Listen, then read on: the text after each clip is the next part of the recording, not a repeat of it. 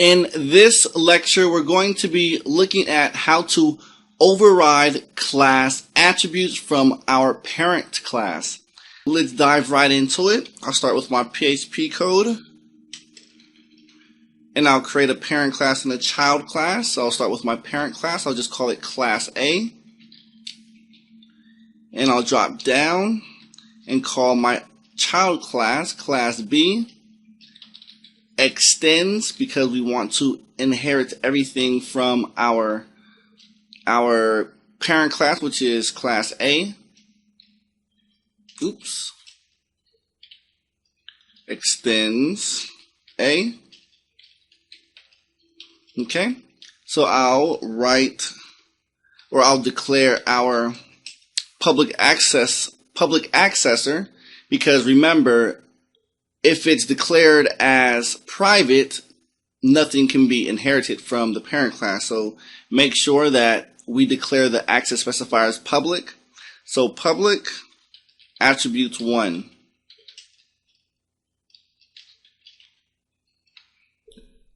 And I'll just copy that line of code, paste it, and name it attribute 2. Name our constructor. So we're going to go public function underscore construct, because we want to initialize and assign default values to our attributes. So we use our special pointer to access our attributes, which is the this keyword followed by an arrow to access our attributes without the $, and we'll just assign this attribute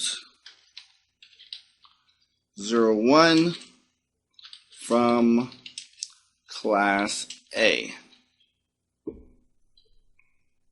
I'll do that, copy that, paste that down there, name it attribute 2. I'll do the same thing here. Modify the value, attribute 2 from class A. Okay, so we can take this block of code, let's paste it inside class B, because we love copying and pasting. So we have this here, and we'll just call this class B, just modify some bits and pieces of data. What we have here, so we can inherit the first two attributes from our parent class because we're using the accessor or the visibility as public. And remember, with public, you can access attributes within the class or outside of the class. But in this example, we're inheriting these public attributes. So we can override them because we call them the same exact attribute. So once we do that, here's what we can do as well. Let's say if we had a method, let's call it set, or if I'll say public function set values. Okay, so I'll just take these values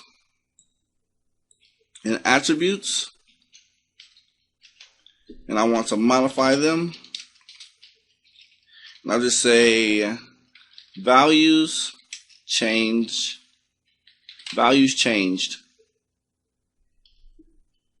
And I'll do that for attribute 1 and 2. And I'll just say attribute 01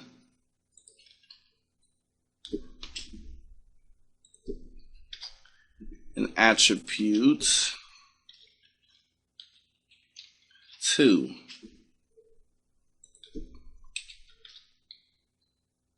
Okay,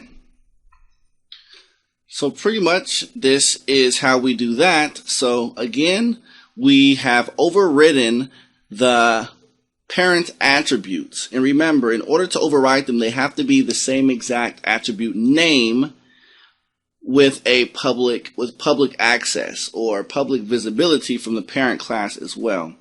So in our next part, we're going to actually see it in action.